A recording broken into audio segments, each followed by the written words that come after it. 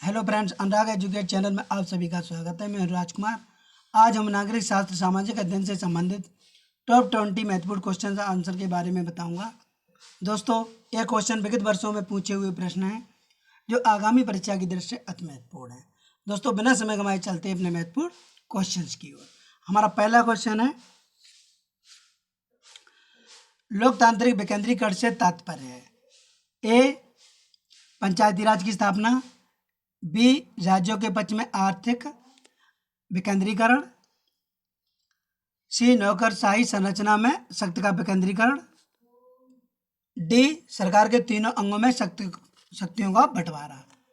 इसका right answer होगा पंचायती राज की स्थापना। दोस्तों, सन 1957 में गठित बलवंत राय मेहता समिति ने पंचायती राज संस्थाओं को लोकतांत्रिक विकेंद्रीकरण का नाम दिया। इन्होंने 3 स्तरीय पंचायती राज, ग्राम पंचायत, पंचायत समिति और जिला परिषद संस्थाओं की स्थापना की। हमारा नेक्स्ट क्वेश्चन है आपके सामने,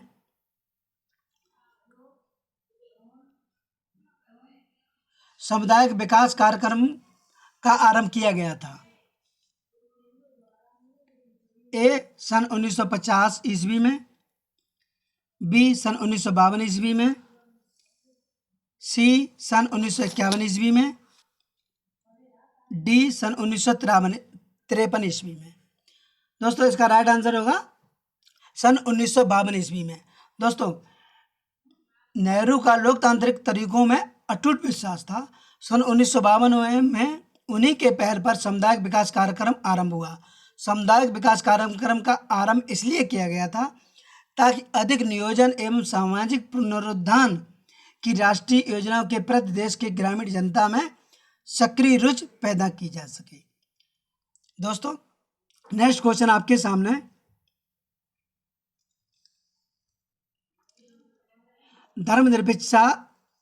धर्मनिरपेक्षता से तात्पर्य है। ए, धर्म की राजनीति से पृथकता। बी, धार्मिक स्वतंत्रता। सी, राज्य का कोई धर्म ना होना। डी, धार्मिक समानता। इसका राइट आंसर होगा राज्य का कोई धर्म ना होना। नेक्स्ट क्वेश्चन आपके सामने, राष्ट्रीय पार्टी की श्रेणी प्राप्त करने के लिए किसी भारतीय राजनीतिक पार्टी को कम से कम कितने राज्यों में मतों के आधार पर मान्यता प्राप्त करना आवश्यक है। ए, 3। बी, 5। सी, 4। डी, 6। इसका राइट आंसर होगा 4। दोस्तों, राष्ट्रीय पार्टी की श्रेणी प्राप्त करने के लिए किसी भारतीय राजनीतिक पार्टी को कम से कम 4 राज्यों से मतों के आधार पर मान्यता प्राप्त करना आवश्यक है। नेक्स्ट क्वेश्चन आपके सामने, केंद्र राज्य के मध्य शक्तियों का बंटवारा संविधान की किस अनुसूची में दिया गया है। ए, 5वीं अनुसूची। बी, 7वीं अनुसूची। सी, 10वीं अनुसूची। डी, 12वीं अनुसूची। दोस्तों, इसका राइट आंसर होगा 7वीं अनुसूची। दोस्तों, केंद्र राज्य के मध्य शक्तियों का बंटवारा संविधान की 7वीं अनुसूची में किया गया है, जिसमें संघ सूची, राज्य सूची, समवर्ती सूची का वर्णन किया गया है। नेक्स्ट क्वेश्चन आपके सामने, भारतीय संविधान के किस अनुच्छेद में संविधान संशोधन प्रक्रिया उल्लिखित है। ए, अनुच्छेद 72। बी, अनुच्छेद 368। सी, अनुच्छेद 143। डी, अनुच्छेद 352। दोस्तों, इसका राइट आंसर होगा अनुच्छेद 368। दोस्तों, भारतीय संविधान के अनुच्छेद 368 में संविधान संशोधन प्रक्रिया का उल्लेख किया गया है। अन्य विकल्प भी जान लेते हैं। अनुच्छेद 72 इसमें राष्ट्रपति की क्षमादान से की शक्ति से संबंधित है। अनुच्छेद 42 इसके अंतर्गत राष्ट्रपति सर्वोच्च न्यायालय से सलाह या राय मांग सकता है। नेक्स्ट विकल्प आपके सामने,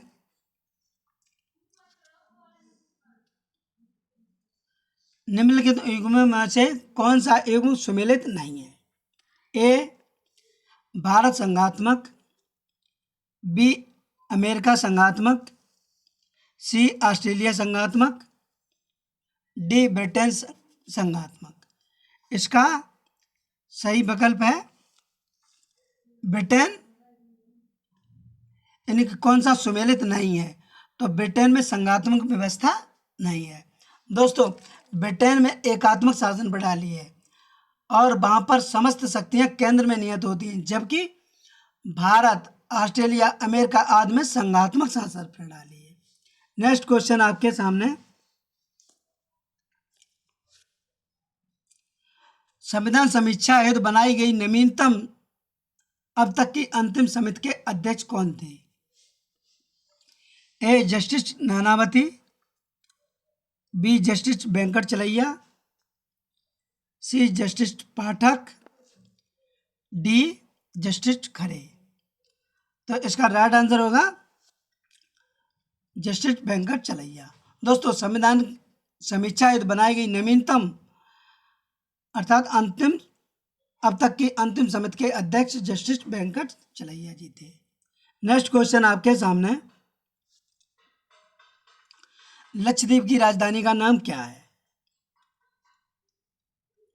ए ईटानगर, बी पोर्ट विलियर, सी एंजल, डी कवरत्ती। दोस्तों, इसका राइट आंसर होगा डी कवरत्ती। दोस्तों, लक्षद्वीप की राजधानी कवरत्ती है। पोर्ट विलियर अंडमान निकोबार की राजधानी है, जबकि एंजल मिजोरम की राजधानी है। नेक्स्ट क्वेश्चन आपके सामने, लोकपाल विधेयक बिल अपने देश में पारित हुआ था सन 1986 में, बी सन 1989 में, सी सन 1990 में, डी सन 1996 में। इसका राइट आंसर होगा 1990 में। दोस्तों, लोकपाल विधेयक बिल अपने देश में सन 1990 में पारित हुआ था। नेक्स्ट क्वेश्चन आपके सामने, प्रजातांत्रिक समाजवाद की अवधारणा को किसने विकसित किया था? ए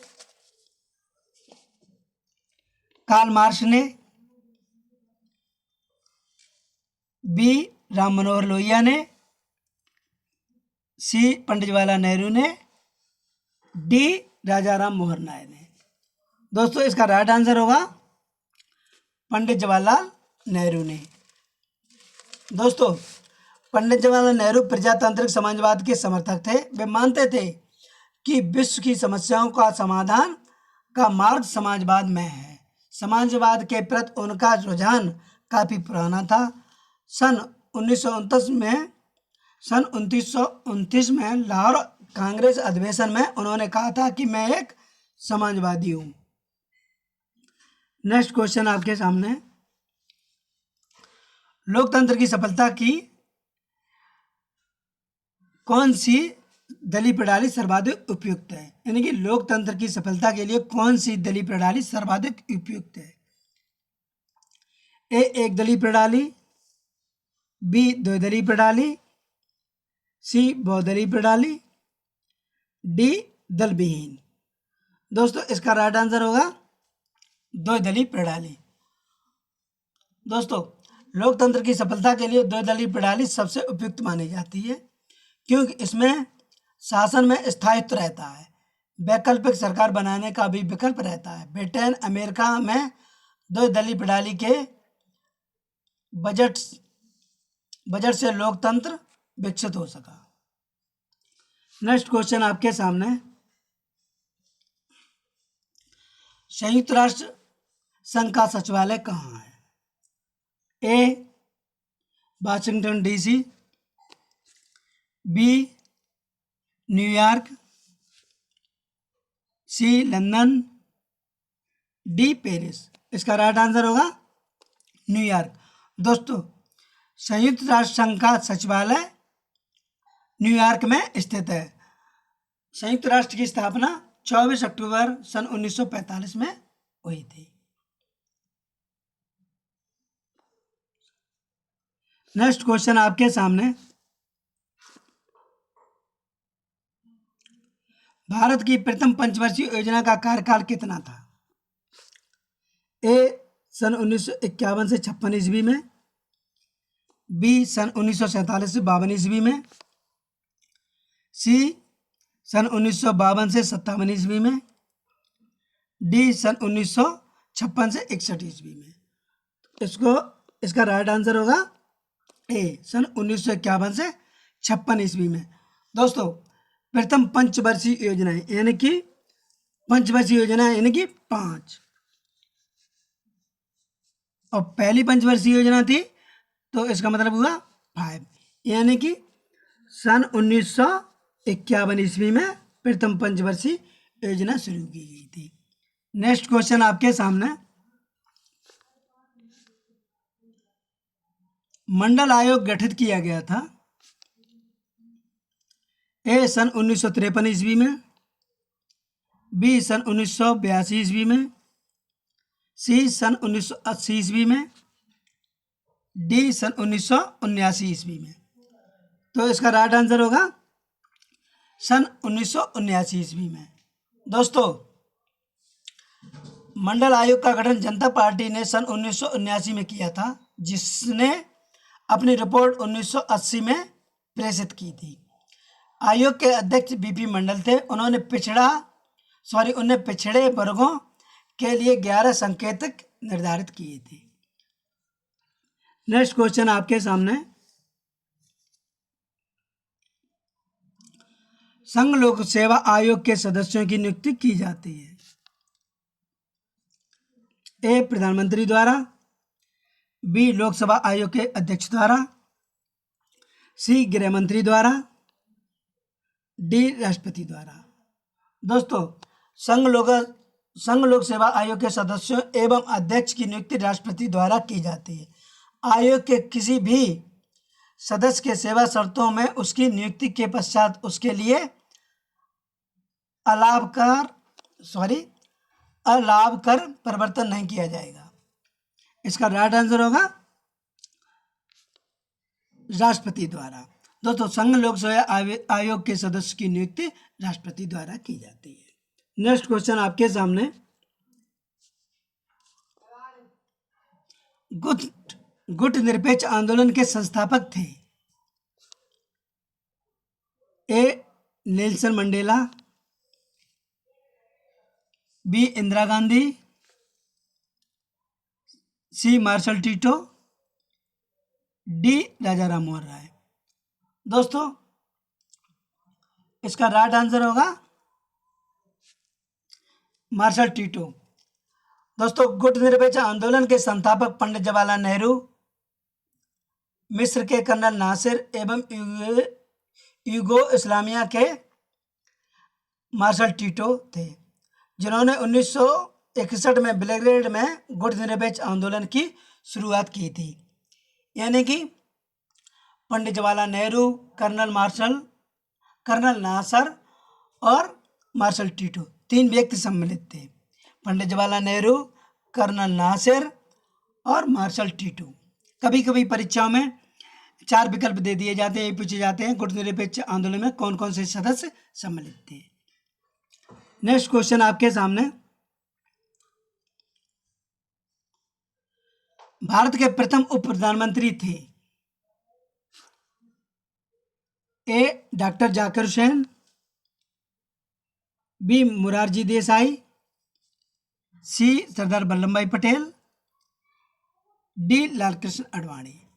दोस्तों, इसका राइट आंसर होगा सरदार वल्लभ भाई पटेल। दोस्तों, सरदार वल्लभ भाई पटेल भारत के प्रथम उप प्रधानमंत्री थे। नेक्स्ट क्वेश्चन आपके सामने, राज्य के नीति निर्देशक तत्व एक ऐसा चेक है जिसका भुगतान बैंक की इच्छा पर है। यह कथन किसका है? ए केटी शाह का, बी महात्मा गांधी का, सी डी बसु का, डी आइवर जेनेक्स का। इसका राइट आंसर होगा केटी शाखा। दोस्तों, राज्य के नीति निर्देशक तत्व एक ऐसा चेक है जिसका भुगतान बैंक की इच्छा पर है। यह केटी शाखा महत्वपूर्ण कथन है। नेक्स्ट क्वेश्चन आपके सामने,